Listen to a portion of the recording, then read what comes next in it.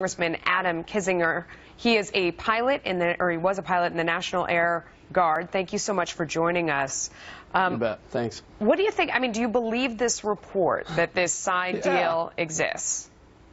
Yeah, I mean, look, this administration has had an unhealthy fascination with Iran from day one. I mean, you look in 2009, there was this popular uprising against the Iranian government. Remember, this is what, Western scholars and, frankly, people that know foreign policy have been waiting for 30 years. They say the Iranian regime is going to fall within a popular rising inside. That happened in 2009, and President Obama basically said, in essence, we're going to stay out of this, and that died, when they asked, where does Obama and where does America stand? And since then, there's been this fascination on this nuclear deal.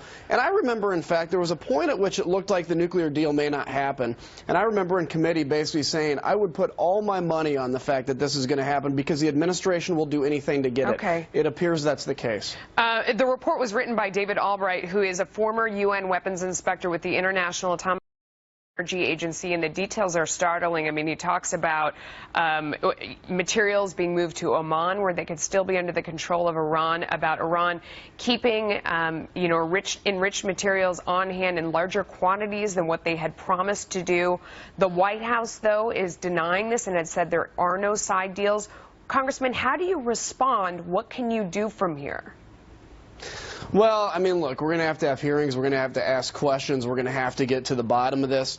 Look, Democratic members of the House and Senate need to be held accountable, especially the ones that voted to approve this deal. The Republicans held firm. Not a single one voted for this. But it ended up passing because of that support and because of the president's decision. So I think we have to have hearings on it, figure out what's going on, get to the bottom of it. And the other thing is, why does Iran need to test intercontinental ballistic missiles? They don't deliver normal payloads.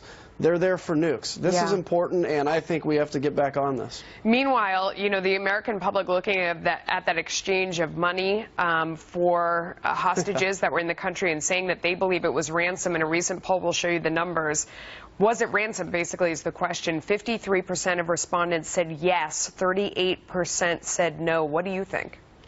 Oh, absolutely. I mean, you don't have a plane load of cash that's not in American dollars, it's in every other denomination around the world, basically, show up at the point the hostages are released. What happened is $100 million per American head was put on for their release. And the problem with it is this. I mean, I'm so glad these folks are home. I really am. The problem is now Iran, now ISIS, now these other people that we have to worry about are going to look at that and say America's willing to pay a price. And, look, we have other people's assets held frozen, too. Maybe they're going to realize that releasing prisoners, they can get their assets unfrozen in that process. Yeah. And what tie does Hillary Clinton have to this? Because this certainly plays into the election that we're about to see happen here. Donald Trump trying to tie a deal to Hillary Clinton. Is that fair? Well, I think, look, Hillary was at the very kind of advent of trying to get an Iranian nuclear deal. Now, it was John Kerry that pushed this over the end. She was supportive of it, and I think that's a big question. What, as president, are you going to be like? Are you going to support deals like this? Are you going to hold Iran accountable when it comes to skirting sanctions? Are you going to stop their testing of intercontinental ballistic missiles in violation of UN resolutions? Are you going to stand for the Syrian people and say that the Assad regime backed by the Iranian government must go? These are questions that are important. She was on the advent of this deal, which is something that's important to note. But beyond that, what kind of a president are you going to be? And Donald Trump needs to talk about his foreign policy view in contrast to hers. Congressman, thank you for joining us today. Have a great weekend. You bet. Thanks. Take care.